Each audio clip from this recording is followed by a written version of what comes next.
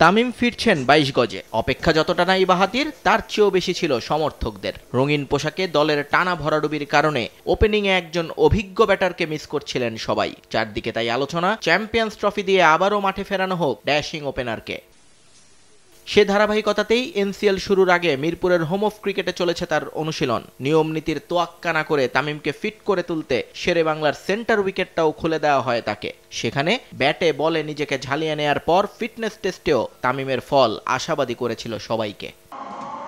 কিন্তু ম্যাচে ফিরতেই সেই পুরানো ছবি। টস হেরে এদিন এনসিএল টি-20তে দিনের চতুর্থ ম্যাচে রংপুরের বিপক্ষে ব্যাট করতে নামেন তামিম ইকবাল। সঙ্গী ছিলেন মাহমুদুল হাসান জয়। সাধারণত ম্যাচের শুরুর স্ট্রাইক তামিম নিজে নিয়ে থাকলেও এদিন জয়কেই এগিয়ে দেন। জয় শুরুটাও করেন দুর্দান্ত। ৩ বাউন্ডারিতে বুঝিয়ে দেন সিলেটের উইকেটে রান আছে প্রচুর। মাঠের অলরাউন্ডার আমি, আর ঘরের allrounder Tylox. Tylox toilet cleaner, clean মানেই টাইলক্স।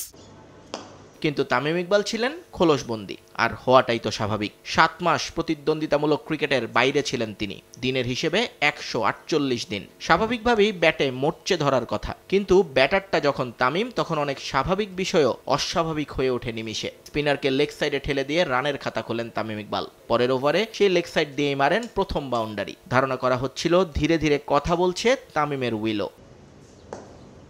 একই ওভারে দেখা যায় তামিমের ইউনিক লফটেড শট, বোলারের মাথার উপর দিয়ে স্ট্রেট 6, রান 9 বলে 13। কিন্তু এতদিনের বিরতি চাইলেই কি আর উপেক্ষা করা যায়? তামিমও পারেননি। দুটো বল পরেই বোলার এনামুল হকের এক সোজা ডেলিভারিতে ভেঙে যায় সাবেক অধিনায়কের মিডল স্টাম্প। হতাশায় নিমজ্জিত তামিম সমর্থকরা। 7 মাস পর মাঠে ফিরে মাত্র 10 বল খেলে বিদায় নিলেন তামিম ইকবাল। নিয়ন মোহাইমিন, সময় সংবাদ।